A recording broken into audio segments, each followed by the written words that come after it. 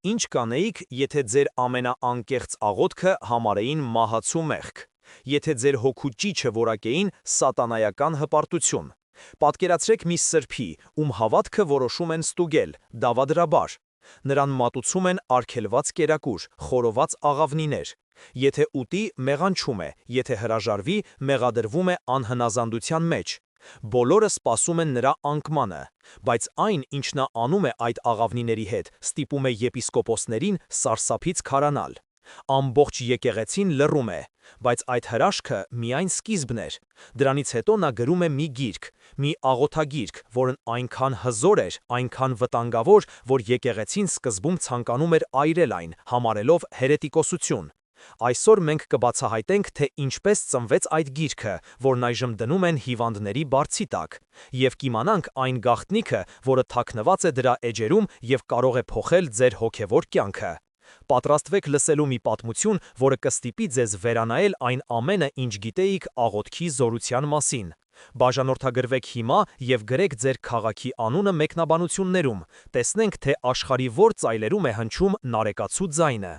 Վանա լճի հարավային ափին, որի ջրերը կապույտ մետաքսի պես փռված էին Արարատյան աշխարհի ստորոտին, կանգնած էր նարեկավանքը, քարե մի համալիր, որ կարծես բխում էր հենց հողից և աղոթքի պես ձգվում դեպի երկինք։ 10-րդ դարն էր, և վանքի հաստ պատերի ներսում օդը թանձրացել էր խնկի թունդ բույրից, մեղրամոմերի հալոցքից և հազարամյա ձեռագրերի փոշուց, որոնք պահում էին հայոց հոգու ողջ իմաստությունը։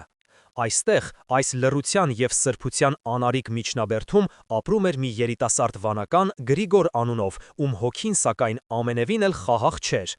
Այն փոթորկոտ ծով էր, լի կասկածների ահարկու ալիքներով և մեղքի զգացումի անհատակ անդունդներով, որոնք սպառնում էին կլանել նրա երիտասարդ հոգին։ Գիշերն էր, խուցը սառն էր ու խոնավ, միայնակ, որտեղ լույսի միակ աղբյուրը կավե ճրագի թրթռացող անկայուն բոցն էր, Գրիգորը ծնկի էր եկել քարե հատակին, որը ցրտով խայթում էր նրա մարմինը։ Նրա դեմքը, որ դեռ պահպանում էր պատանեկան փափուկ գծերը, տառապանքից քառացել էր, վերածվելով ողբի մի դիմակի։ Աչքերը ամուր փակ էին, բայց նրա ներսում մոլեգնում էր մի պատերազմ, որն ավելի սոսկալի էր, քան աշխարհիկ որևէ ճակատամարտ, որովհետև այստեղ թշնամին ինքն էր։ Նա աղոթում էր, բայց բառերը, չհասնելով շուրթերին, չորանում էին կոկորդում։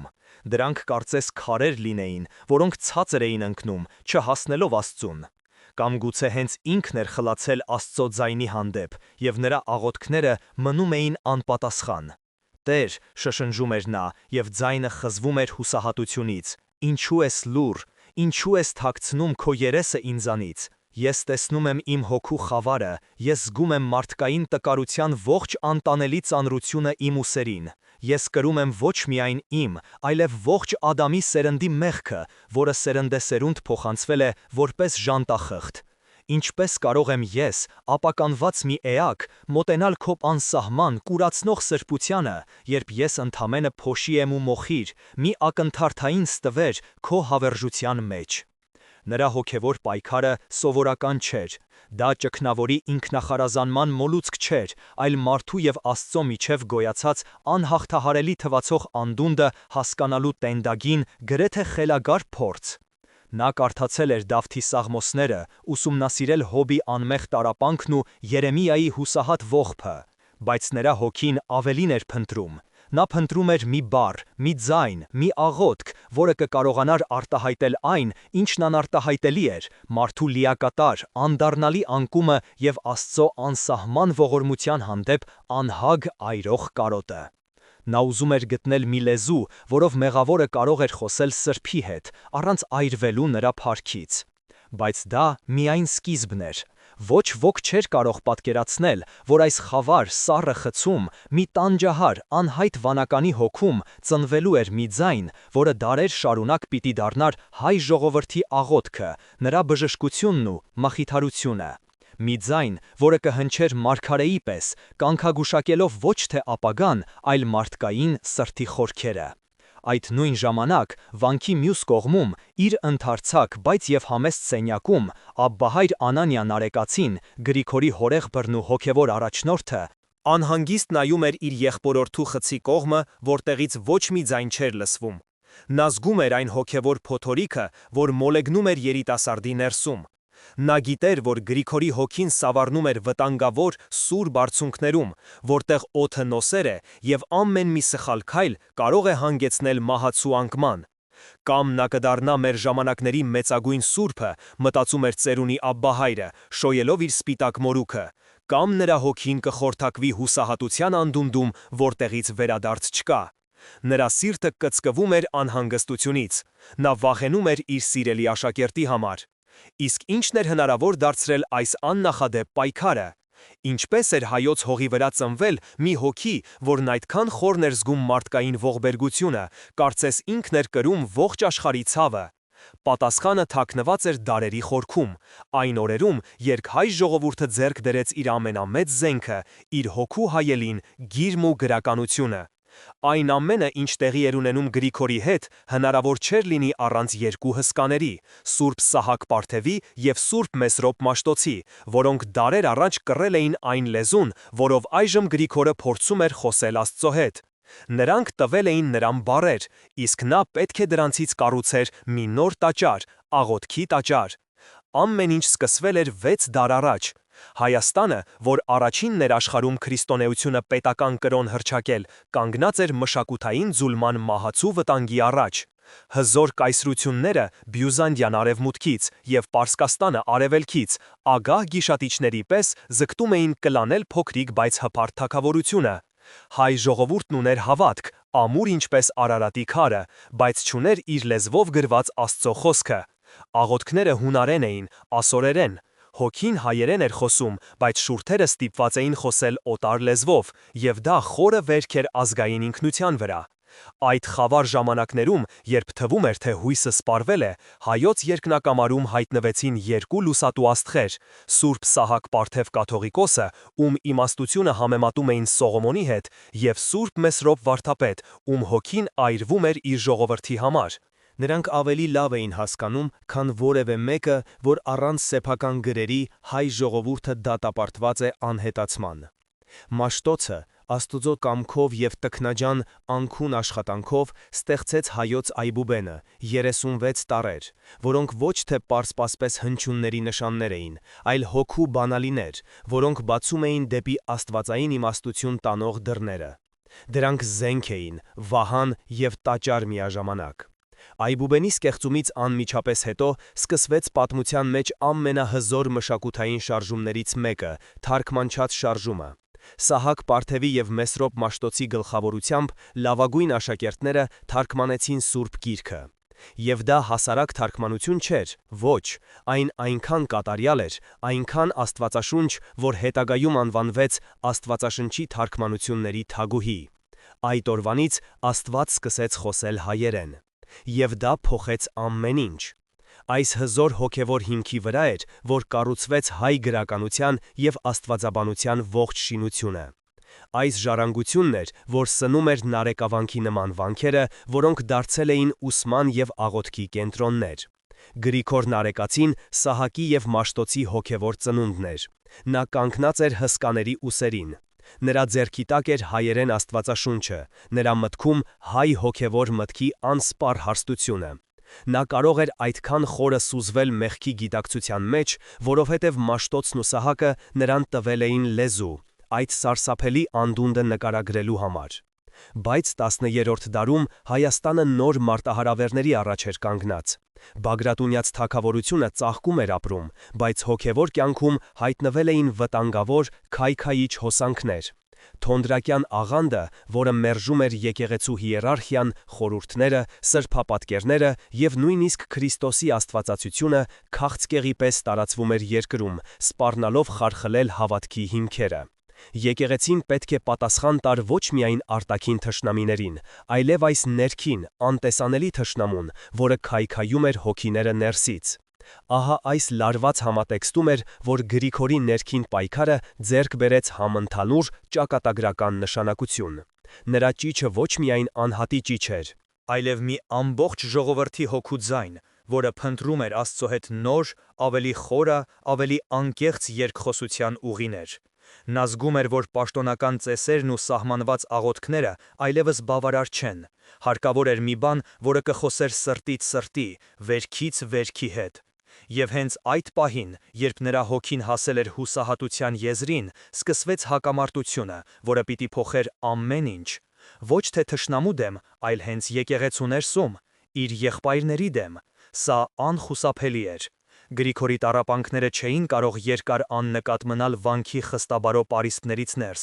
Նրա երկարատև, մարմինը հյուծող պահքերը, գիշերային արցունքոտ, անվերջ թվացող աղոթքները և մշտական ինքնամեղադրանքները, որոնք սուր դանակի պես խոցում էին նրա հոգին, սկսեցին լուրջ անհանգստություն առաջացնել միաբանության շրջանում։ Որոշ վանականներ, հատկապես երիտասարդները, նրա մեջ տեսնում էին ճգնավորի աննկուն սրբություն, իսկական հոգևոր մարտիկի կերպար։ Սակայն մյուսները, հատկապես ավագ սերնդի ներկայացուցիչները, նրա այս վարքի մեջ տեսնում էին վտանգավոր սատանայական հպարտության դրսևորում։ Ո՞վ է նա, շշնջում էին նրանք սեղանատան մութ անկյուններում, որ իրեն թույլ է տալիս կռել աշխարհի բոլոր մեղքերը, միթե դա միայն Աստծո որդու գործը չէ։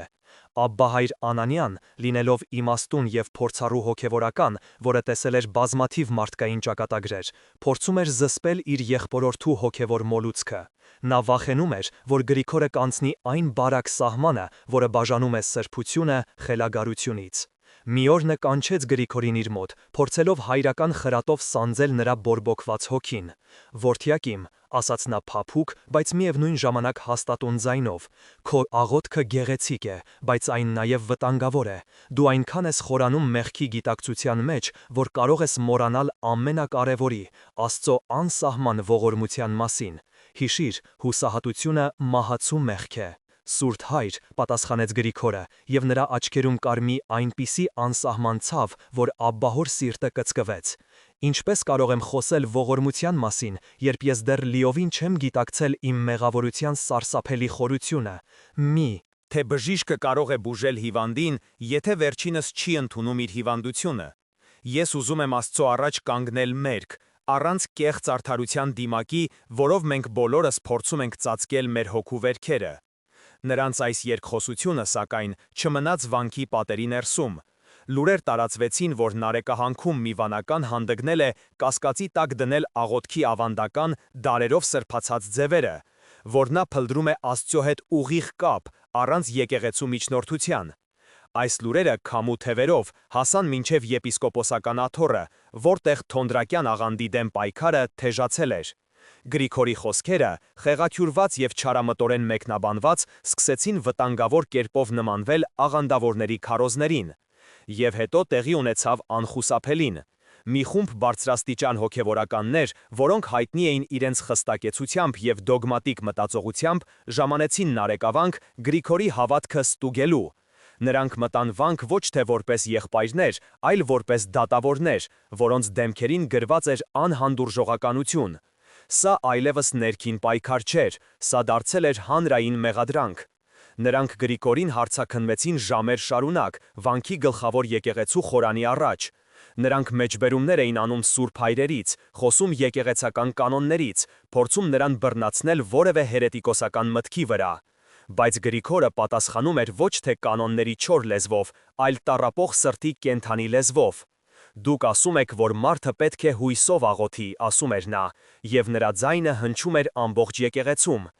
Իսկ ես ասում եմ, մարդը պետք է իր ողջ հուսահատությամբ գա Աստծո մոտ, որպեսզի նա իր հուսահատությունը վերածի հույսի։ Դուք ասում եք պետք է թաքցնել մեր վերքերը, իսկ ես ասում եմ պետք է դրանք բացել Աստծո առաջ, որպեսզի նրա լույսը բժշկի դրանք։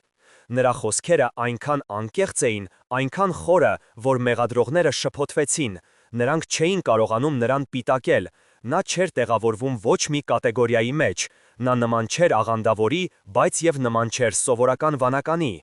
Բայց նրա ամենամեծ փորձությունը դեռ առջևում էր։ Այն պահը, որը պիտի որոշեր նրա ճակատագիրը, մոտենում էր անխուսափելիորեն։ Ինչպես ամպրոպը մոտենում է լեռներին։ Գրիգորի հարցաքննությունը տեսանելի արդյունք չտվեց։ Նրա մեղադրողները, չկարողանալով նրա խոսքերում գտնել հերետիկոսության հստակ և անհերքելի ապացույցներ, որոշեցին դիմել հին ու փորձված խորամանկության, փորձության միջոցով ծուղակը գցել նրան։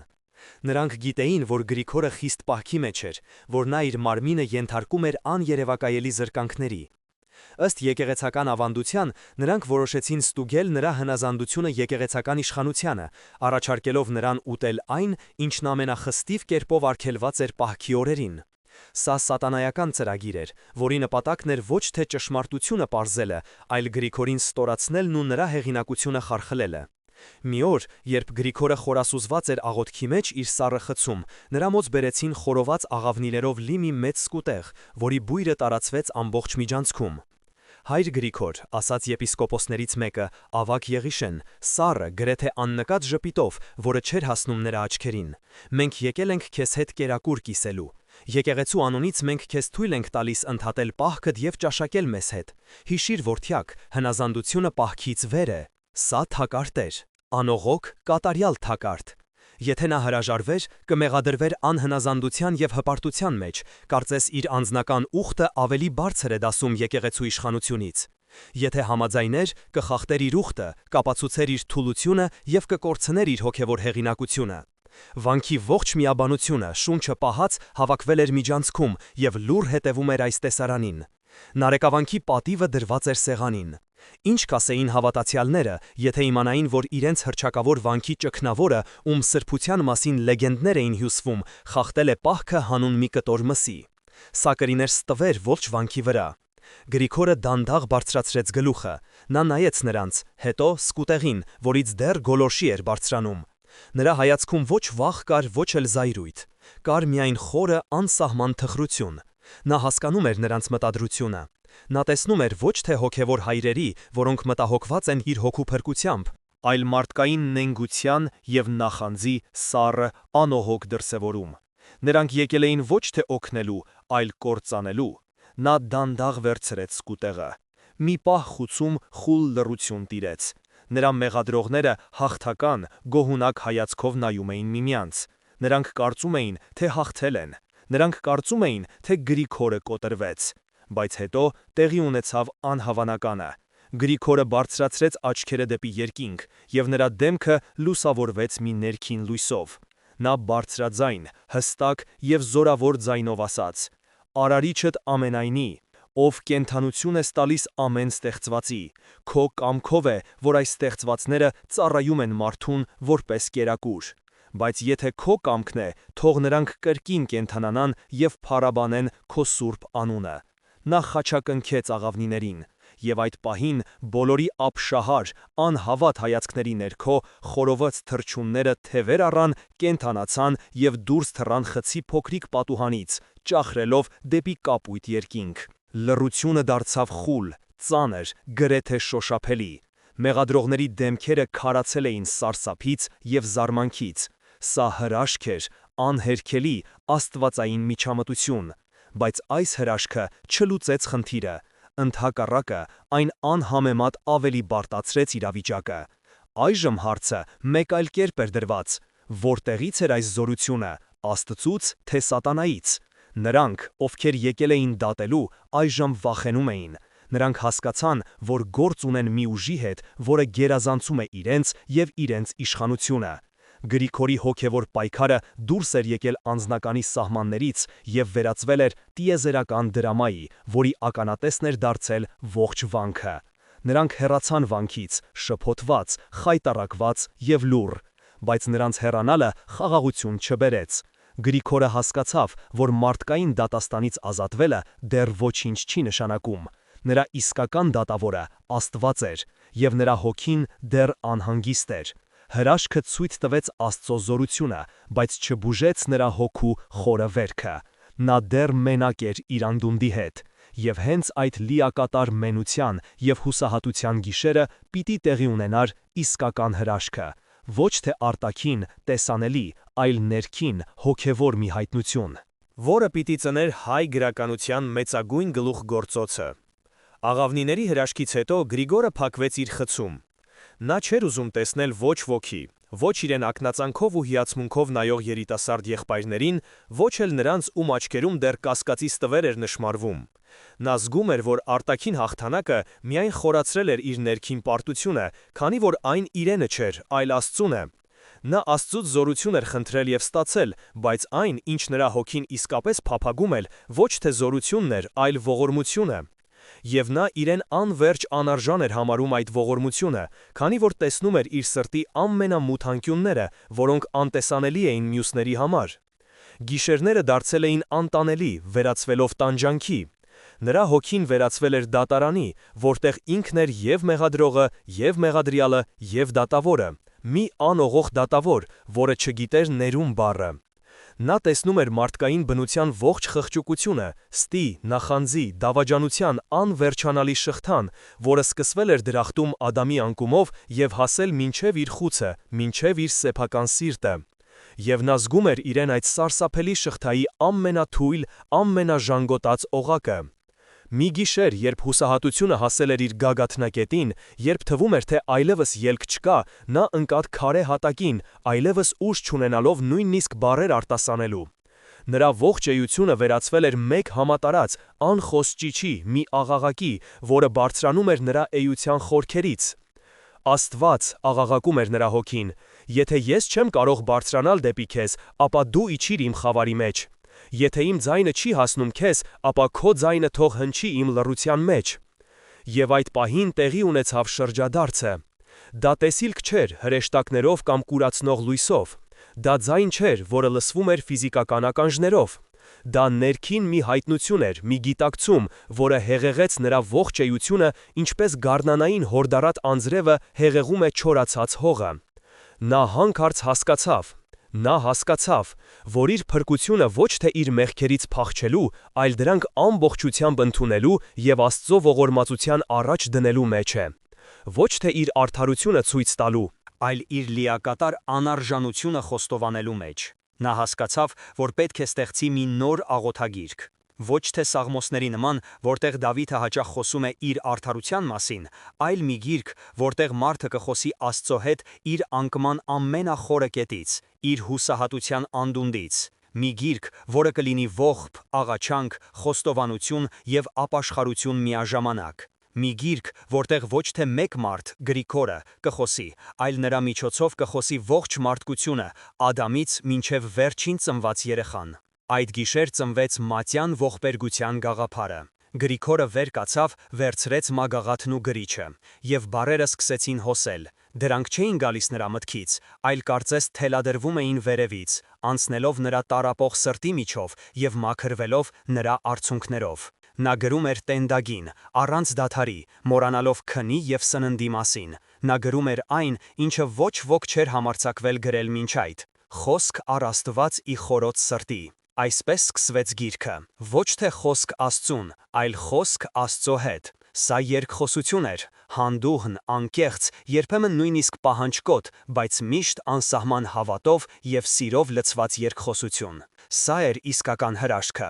ոչ թե կենդանացած աղավնիները, այլ ոգեշնչված տեքստը։ Հրաշքն այն էր, որ մարդկային տառապանքի ամենախորը անդունդից ծնվեց աստվածային ողորմության ամենավառ հույսը։ Գրիգորը գտավ իր բժշկությունը ոչ թե լռության, այլ խոսքի մեջ։ Նա իր վերքերը վերածեց բառերի, իսկ բառերը բժշկող դեղի, ոչ միայն իր, այլև գալիք հազարավոր սերունդների համար։ Նա գրեց 95 գլուխ, բան, յուրաքանչյուրը աղոթքի, աստվածաբանության և պոեզիայի անբաժանելի, կատարյալ միաձուլում։ Նա իր գիրքը կառուցեց որպես տաճար, որտեղ մարդը կարող է մտնել իր ողջ մեղավորությամբ, իր ողջ կեղտով և դուրս գալ մաքրված ու ներված։ Երբ նա ավարտեց վերջին տողը, նրա հոգին վերջապես հանգիստ էր։ Ոչ թե այն պատճառով, որ նա իրեն արդար էր զգում, այլ որովհետև նա իր ողջ անարդարությունը, իր ողջ էությունը հանձնել էր նրան, ով միակ արդարն է։ Նա ստեղծել էր մի կամուրջ իր և Աստծո միջև, բարերից հյուսված մի կամուրջ։ Բայց ինչպես կարձագանքեր եկեղեցական համայնքը այս աննախադեպ ցնցող ստեղծագործությանը։ Արդյոք նրանք կընդունեին այս ողբերգության գիրքը որպես աստվածային հայտնություն, թե կմերժեին այն որպես հուսահատ, հիվանդ մարդու վտանգավոր մտքեր։ Գրիգորը չէր շտապում իր ստեղծագործությունը ներկայացնել միաբանությանը։ Նա գիտեր, որ այն, ինչ գրել էր իր խցի լռության մեջ, սովորական չէր։ Դա փայծունավտանգ էր, այն կարող էր կամ բժշկել հոգիները, կամ այրել դրանք իր անկեղծության կրակով։ Այդ գիրքը հոգևոր զենք էր, և նա պետք է զգույշ լիներ, թե ում ձեռքն է այն ընկնում։ Առաջինը, ում նա ցույց տվեց իր ձեռագիրը, իր հոգևոր հայրն էր, իմաստուն և խոնարհ Անանյան Արեկացին։ Նա վստահում էր Աբբահոր դատողությանը ավելին, քան որևէ մեկին աշխարհում։ Ծերունի Աբբահայրը մի քանի օր փակվեց իր խցում և կարդում էր։ Նա չէր ուտում, չէր քնում։ Նա ընկղմել էր Մատյանի խորքերը, ինչպես սուզորդն է ընկղմում օվկիանոսի անհայտ խորքերը։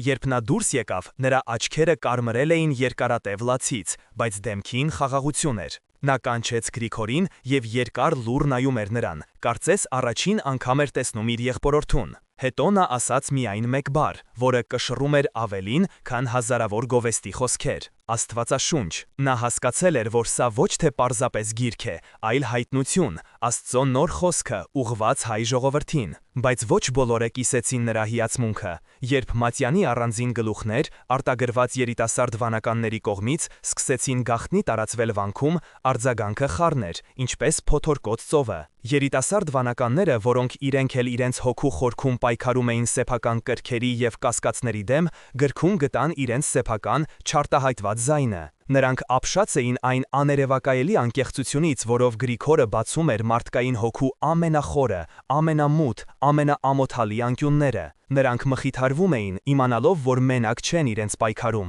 սակայն ավագ սերնդի հոգևորականները, որոնք դաստիարակվել էին ավելի զուսպ, ավելի ձևական և կանոնակարգված ավանդույթներով, սարսափեցին։ Նրանց համար սա հոգևոր մերկություն էր, որը սահմանակից էր սրբապղծության։ Սա ինչ է, զայրանում էր մի տարեց վարդապետ, Հովհաննեսը, որը հայտնի էր իր խստությամբ։ Սա հուսահատության գիրք է։ Նա իրեն անվանում է փոշուց էլ ստոր, գազաններից էլ վատ, դևերից էլ ավելի մեղավոր։ Որտեղ է քրիստոնեական արժանապատվությունը, Աստծո պատկերով ստեղծված լինելու գիտակցությունը։ Նա Աստծո հետ խոսում է այնպես, կարծես իր հասակակիցը լինի, ավելացնում էր մեկ ուրիշը, Սարգսակ Պետրոսը։ Նա մեղադրում է Աստծուն, պահանջներ է ներկայացնում, սա հանդգնություն է, ոչ թե խոնարհություն։ Վանքը բաժանվեց երկու թշնամական ճամբարի։ Մի կողմում Գրիգորի նոր դաշնակիցներն էին, երիտասարդները և Աբբահայր Անանյան, ովքեր տեսնում էին գրքի աստվածաբանական անհասանելի խորությունն ու հոգիներ բժշկող զորությունը։ Մյուս կողմում նրա հակառակորդները, որոնք այն համարում էին վտանգավոր, հիվանդագին և եկեղեցական ավանդույթներին ուղղակիորեն հակասող։ Նրանք վախենում էին, որ այս գիրքը հավատացյալներին կմղի ոչ թե դեպի հույս, այլ դեպի մելանխոլիա և հոգևոր անկում։ Երբ Գրիգորին մեղադրող եպիսկոպոսները, որոնք դեռ չէին մոռացել իրենց խայտառակությունը, լսեցին նոր գրքի մասին, նրանք սա ընկալեցին որպես իրենց կասկածների վերջնական հաստատում։ Ահա, ասում էին նրանք, նրա հերետիկոսությունը այժմ գրավոր տեսք է ստացել։ Նա պետք է դատվի եկեղեցական ժողովի կողմից, իսկ նրա գիրքը պետք է այրվի հրապարակայնորեն, որպեսզի մյուսները դաս քաղեն։ Իրավիճակը կրկին սրվել էր, հասնելով վտանգավոր աստիճանի։ Այժմ վտանգի տակ էր ոչ միայն Գրիգորի անունը, այլև նրա ստեղծագործությունը, որը նա համարում էր ոչ թե իրենը, այլ Աստծո պարգևը, ողջ մարդկությանը։ Նա պետք է պայքարել ոչ թե իր, այլ իր գրքի համար։ Գրիգորը հասկանում էր, որ լռությունը այլևս ելք չէ։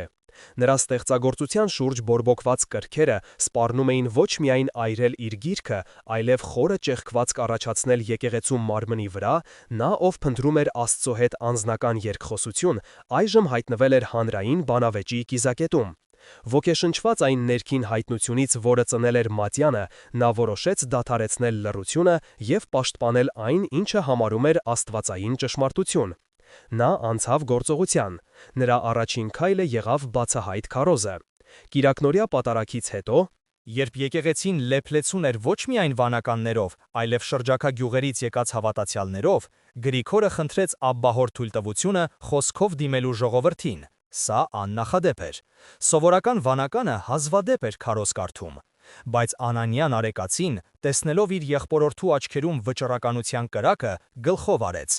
Գրիգորը բարձրացավ ամբիոն։ Նա չխոսեց իր գրքի մասին։ Ոչ, նա խոսեց մարդկային հոգու մասին։ Նա խոսեց այն թաքնված վերքերի, այն գաղտնի մեղքերի, այն լուռ տառապանքների մասին, որոնք կրում է յուրաքանչյուր մարդ, եպիսկոպոսից մինչև հասարակ հովիվ։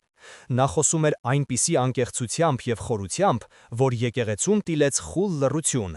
Մարդիկ լսում էին, շունչները պահած, քանի որ նրա խոսքերի մեջ ճանաչում էին իրենց սեփական մտքերն ու վախերը։ Մենք վախենում ենք մեր խավարից, հնչում էր նրա ձայնը, մենք թաքցնում ենք մեր վերքերը, նույնիսկ ինքներս մեզանից, բայց Աստված չի վախենում մեր խավարից, նա կանչում է մեզ, գալու իր մոտ այնպիսին, ինչպիսին կանք, որպեսի իր լույսով բժշկի մեզ։ Մի վախեցեք իջնել ձեր սրտի խորքերը, որովհետև հենց այնտեղ, ձեր տկարության ամենախորը կետում, դուք կգտնեք Աստծո անսահման ողորմությունը։ Երբ նա ավարտեց, մի պահ լռություն տիրեց, ապա եկեղեցու հետևի շարքերից լսվեց մի կնոջ զսպված հեկեկոց, հետո մեկ ուրիշը, շուտով ամբողջ եկեղեցին լցվեց լուռ լացի ձայներով, դա ոչ թե վշտի, այլ թեթևացման լաց էր, մարդիկ զգացին, որ իրենց հասկացել են, բայց այս տեսարանը միայն ավելի զայրացրեց Գրիգորի հակառակորդներին, նրանք տեսնում էին, թե ինչպես է նա իր կողմն է գրավում ժողովրդի սրտերը։ Սա վտանգավոր է, ասաց Հովանես վարդապետը եպիսկոպոս Եղիշեին, նա մարդկանց սովորեցնում է հպարտանալ իրենց մեղքերով, սա ապակայում է եկեղեցու հիմքերը։ Հակամարտությունը թևակոխեց բացահայտ փուլ։ Գրիգորի հակառակորդները պահանջեցին եկեղեցական ժողով հրավիրել, մատյան ողբերգությունը հրապարակայնորեն դատապարտելու և հերետիկոսական ճանաչելու համար։ Նրանք վստահ էին իրենց հաղթանակի վրա, քանի որ նրանց կողմն էին եկեղեցական կանոնները և ավանդույթը։ Գրիգորը ընդունեց մարտահրավերը, նա գիտեր, որ սա պայքար է ոչ թե իշխանության, այլ հոգիների համար։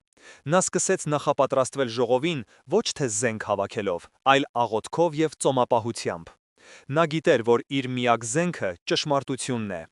բայց նա չէր էլ կասկածում, որ իր հակառակորդները պատրաստվում են հարվածել այնտեղ, որտեղ նա ամենախոցելին էր։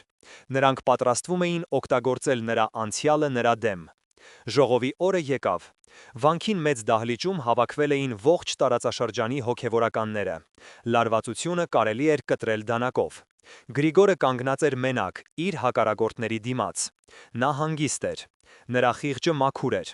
Դատավարությունը սկսվեց։ Մեղադրանքները հնչում էին մեկը մյուսի հետևից։ Նրան մեղադրում էին հպարտության, հանդգնության, ավանդույթները խախտելու մեջ։ Գրիգորը լսում էր առանց ընդհատելու։ Եվ հետո բարձրացավ եպիսկոպոս Եղիշեն։ Նրա ձայնը հնչում էր հաղթական։ Մենք ունենք ապացույց, որ այս մարդու գիրքը ոչ թե Աստծուց է, այլ սատանայից, հայտարարեց նա։ Մենք ունենք վկա, որը կպատմի, թե ինչպես է հայր Գրիգորը ստացել իր հայտնությունը։ Եվ դահլիճ մտավ մի մարդ, ում տեսնելով Գրիգորի դեմքը գունատվեց։ Դա մի վանական էր, որը մի ժամանակ նրա ամենամոտ ընկերն էր եղել, բայց նախանձից դրդված դավաճանել էր նրան։ Այդ պահին Գրիգորը հասկացավ, որ իր իսկական պայքարը դեռ նոր է սկսվում։ Դահլիճ մտավ մի վանական, որի դեմքը ծանոթ էր Գրիգորին, ցավալիորեն ծանոթ։ Դա Բարսեղն էր, մի ժամանակ նրա ամենամոտ ընկերը, նրա խցակիցը, նրա հոգու եղբայրը, ում հետ կիսում էր իր հացն ու իր մտքերը։ Բայց նախանձը, ինչպես թունավոր օձ, սողոսկել էր Բարսեղի սիրտը և կերել նրանց բարեկամությունը։ Տեսնելով նրան, Գրիգորի դեմքը գունատվեց, կարծես մահվան դատավճիռ լսեր։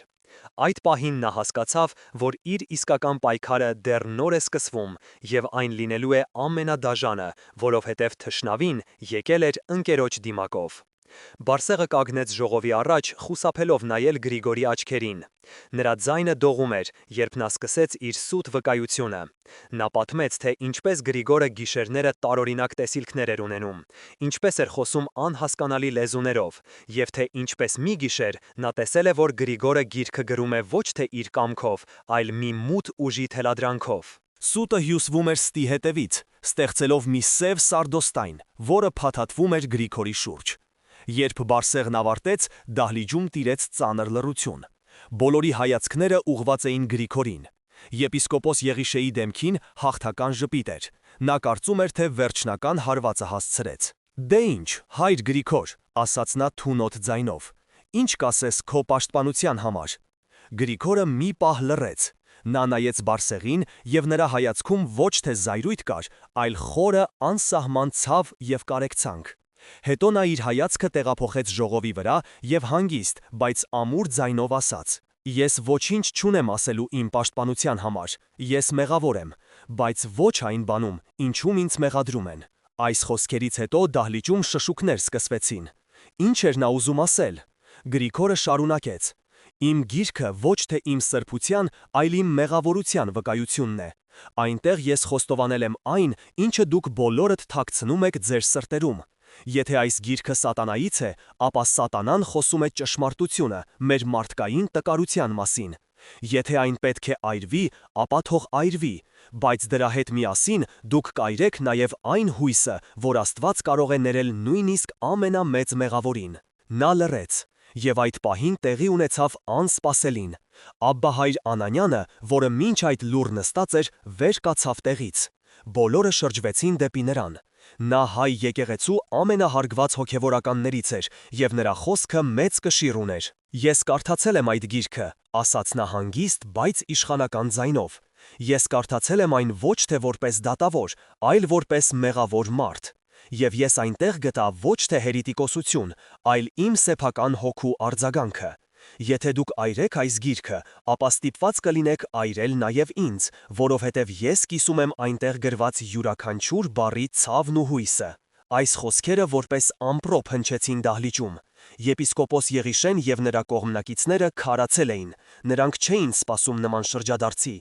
Աբբահոր խոսքերից հետո վեր կացավ մի երիտասարդ վանական, հետո մեկ ուրիշը, եւ շուտով Գրիգորի կողքին կանգնած էր մի ամբողջ խումբ։ Նրանք լուռ էին, բայց նրանց լռությունը ավելի խոսուն էր, քան որևէ ճառ։ Ժողովը ձախողվեց։ Հակամարտությունը հասավ իր գագաթնակետին եւ լուծվեց ոչ թե կանոններով, այլ սրտի ձայնով։ Գրիգորի գիրքը ոչ միայն չայրվեց, այլ սկսեց տարածվել վանքից վանք, քաղաքից քաղաք, դառնալով հայ ժողովրդի ամենասիրելի աղոթագիրքը։ Այն սկսեցին անվանել պարզապես Նարեկ։ Տարիներ անցան։ Գրիգոր Նարեկացին ապրեց մինչև խոր ծերություն, շարունակելով իր աղոթքի եւ գրի սխրանքը։ Նրա մատյան ողբերգությունը դարձավ հայ միստիկական մտքի գագաթնակետը։ Մի գիրք, որը դարեր շարունակ բժշկում, մխիթարում եւ հույս էր տալիս հազարավոր մարդկանց։ Այն դնում էին հիվանդների բարձի տակ, հավատալով նրա բժշկող զորությանը։ Նրա խոսքերը դարձան աղոթք, նրա ցավը մխիթարություն,